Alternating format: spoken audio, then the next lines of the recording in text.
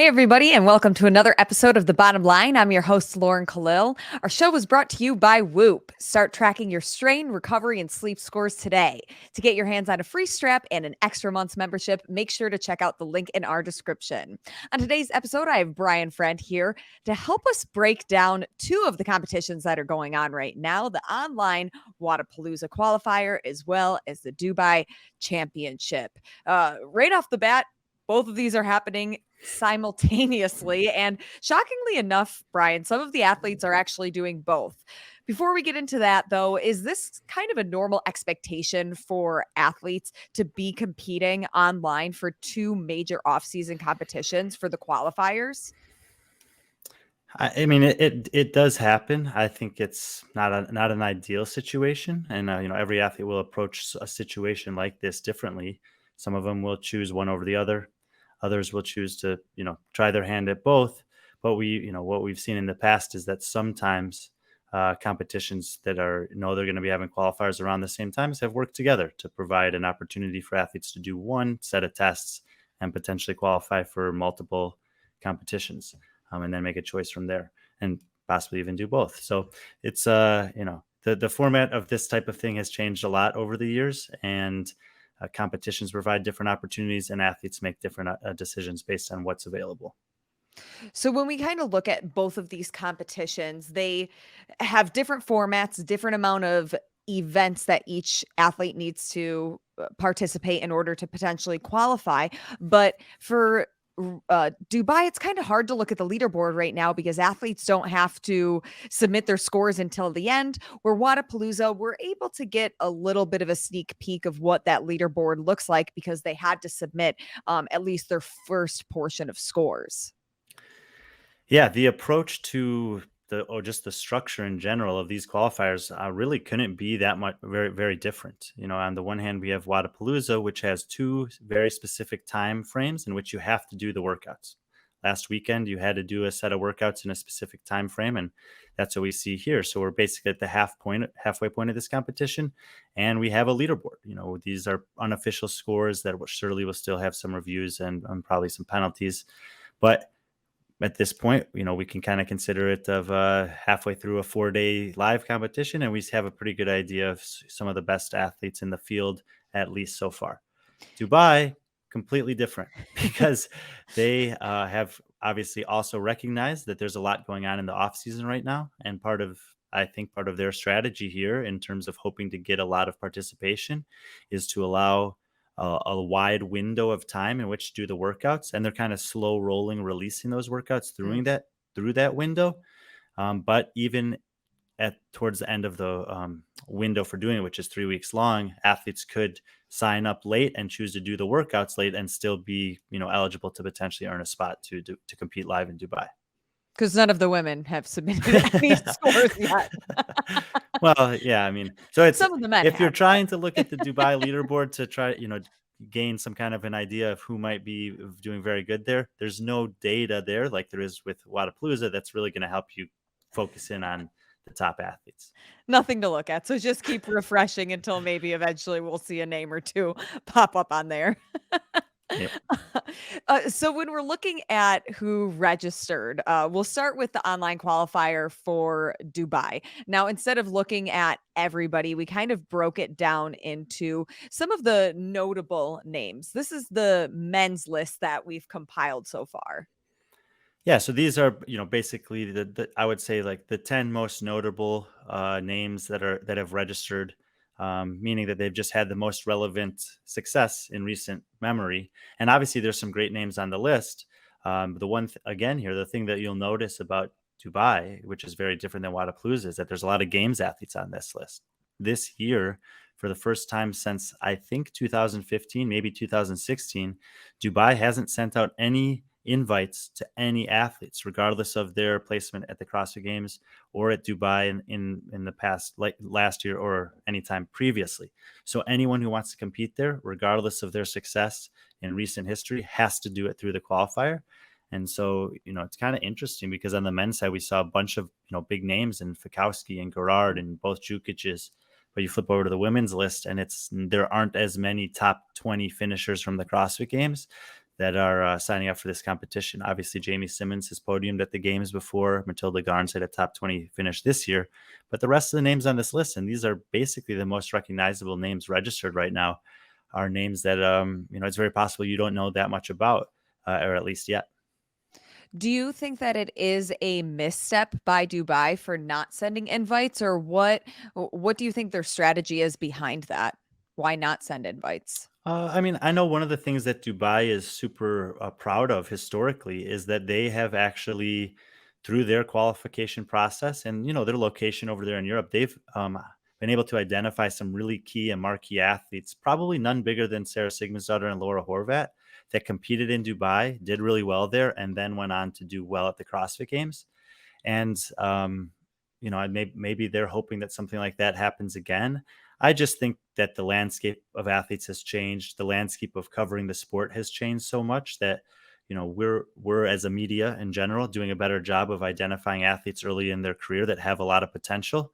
And so you're probably less likely to find an athlete as successful as Sarah Sigmundsdottir or Laura Horvath in this Yeah. qualifier that we don't already know about. I would say that yes, if the answer is yes or no, yes, that this is probably a misstep because the overall quality of athlete in the 20 that end up competing live will be less, and therefore the draw will be less for people who want to either go there and watch them compete live, or follow along online. Before we get into Wodapalooza, I mean, Dubai is one of the if we're looking at the three majors, that's going to be one of them. We have Rogue, Dubai, Wodapalooza is kind of the big off-season competitions. Is this the depth or the caliber of athletes that you want to see at a major off-season competition from what we've seen so far? From what we've seen so far in terms of registrations, I think that if all those men compete, do the qualifiers, and end up showing up there, because there are certainly some others that we didn't include on that list that are also very, very good. I made Notable Brian cut names. it down to 10. He tried to squeeze 15. I said, not enough for the graphic or too much for the graphic. Yeah, so I think that at this point, the men's field still has a potential to look very strong and be pretty desirable in terms of an off-season major. Based on the registration so far for the women's field, I don't think that it's going to hold up. But there's still a couple of weeks, and maybe some other of the top women will sign up. Do you think it will change the outcome or the amount of spectators that go to Dubai, or do you think about the same amount of people will go because, especially if the location?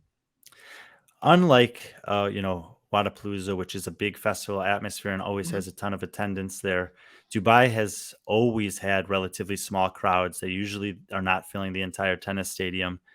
Um, it's just a long trip for a lot of people. It's and it's not like a super popular thing for people that live in Dubai where they're just going to fill the stadium.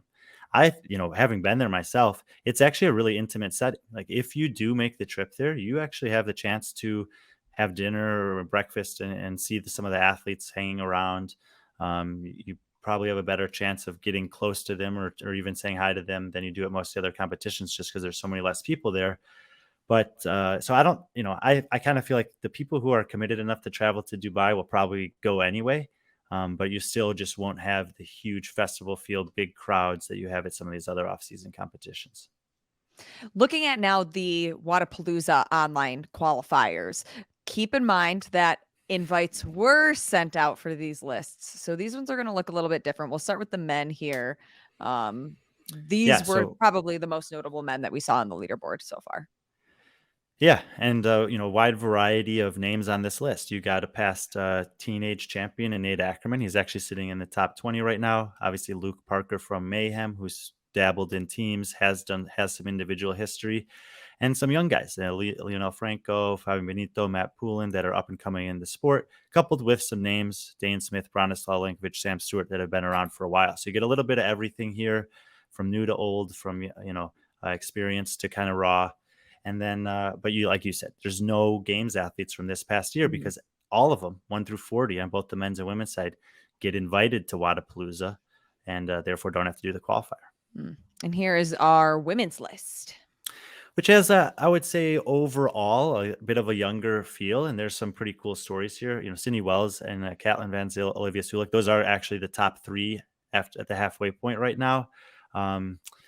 each of which has some cool potential, I think, next year. And then you got a bunch of international flair here with Spanish and Swedish, and Valentina Rangel, who has actually been having kind of a quietly good season in terms of road qualifier. She did okay. She had a great quarterfinal, I think, worldwide. She was in the top 10 down in Copa Sur.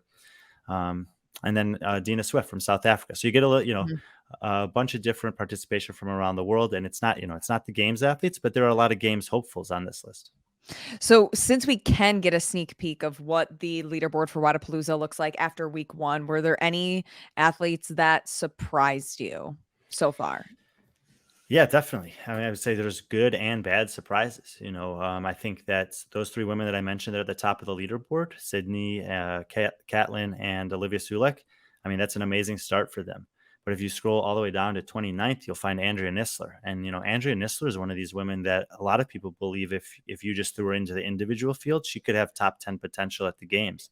So to see her with 3 workouts come out and no games athletes in the field, and she's down here in 30th, it makes, this is a bit of a red flag to me. Basically, it makes me think that she's, maybe not competing at 100%, because there's no way she should be this far down on the list. So not the kind of surprise you want, but surprised to see her down there. Any surprises on the men's side? The men's side is, I would say, yeah, super surprising. I mean, if you look at the top, Fabio Benito, he has done very well in certain things over the years. I'm not surprised to see him up here. But a bunch of these next guys, basically everyone else on the list, 2 through 9 there that you're looking at, Damian Martinez, Trayvon Benton, Phil Miscarella, etc. These are guys who I know who they are, and I think they have a variety of different potential, but I wouldn't necessarily expect them to be ahead of some of the men that are quite a bit further down the list. You think about a guy like Sam Stewart, who's making the games out of Europe 2 years ago, or Branislav Lenkovic, who's regularly, showing up at competitions and stealing the show. Matt Poulin, absent injury, could have been in the top 10 at Wodapalooza last year. He's down here in 21st. So there's some guys that I think will be looking to make a big bounce back in week 2.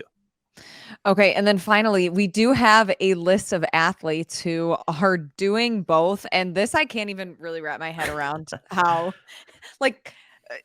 does this list of athletes surprise you? Or are you wondering, what is the strategy behind this? Is this just, hey, we want to be at 2 of the majors in the off season? Like I said, it's athlete and coaches that have to make these choices for themselves. And it's, some of these also did the road qualifier.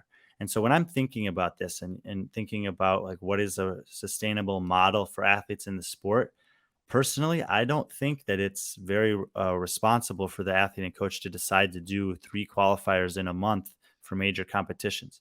You could say that you're testing yourself against these variety of fields and want to see where you're at, but you're probably going to learn enough from any one of them if you're going to take that back to training. Now, if you miss one that you thought you could make it and you want to try to make another one, I certainly get that. But I think that there's another side to the conversation, which is, why does this have to happen? Why do we have to have 3 separate qualifiers that are all happening so close together at the same time? And we've seen from Sanctional's model in the past that they had that international online qualifier where you could do one set of workouts and you could sign up, pay per competition to potentially qualify for up to 4 different Sanctionals without having to do separate qualifiers for all of them. And I think that, in the case of a Rogue and Wodapalooza Dubai, they would obviously want to have some independence there. But I think it's also worth it to consider, the athletes that might want to participate. And most of them are outsourcing their programming anyway. In fact, I think HWPO is a part of the collective that program these workouts for Wodapalooza, and they are programming the workouts for Dubai. So maybe the competitions get in that collective group of programmers and come up with one slate of workouts, and you can choose. If you want to sign up for Rogue, you pay X amount of money. If you want to sign up for Rogue and Wodapalooza, you pay this amount of money. If you want to sign up for all 3, you sign up for all 3. I kind of like Dubai's model of that 3-week rolling. If you want to have, then you really are giving the athletes and coaches an opportunity to make a flexible decision. They can do one set of qualifiers sometime over this 3-week period, put forth a good effort, and see where they fall. If they qualify for all of them, they still might not show up to all of them, but then they have the opportunities before them. But they're not taking an entire month doing 12 to I don't know, 18 different qualifier workouts they're all challenging, and especially if you're competing at this level, it's a big toll on the body and it's a big time away from training. Brian, what is your bottom line for what we know so far with the Wodapalooza and Dubai online qualifiers? It's like I said earlier, it's constantly changing. I think that what would be nice is to see some consistency in the season over the next couple of years, and that is not restricted to in-season competitions. The out-season competitions are out-of-season competitions are major opportunities for sponsors and athletes to earn money and make a name for themselves. And I think if we can create a more streamlined method where they can do a qualifier, earn their right into a variety, where they want to go and pick what they want to do without demanding so much time away from training and taxing on the body by doing all these qualifiers, that I think it's a win for everyone. All right, Brian, thanks for digging into this, giving us some more clarity of what's going on, especially for people looking at the leaderboards. Now they know they're not crazy. We're looking at it too. There aren't scores yet. Yeah, no, there's a lot going on. So hopefully we can help to make it more digestible for people. Thanks, Brian. We'll see you next time.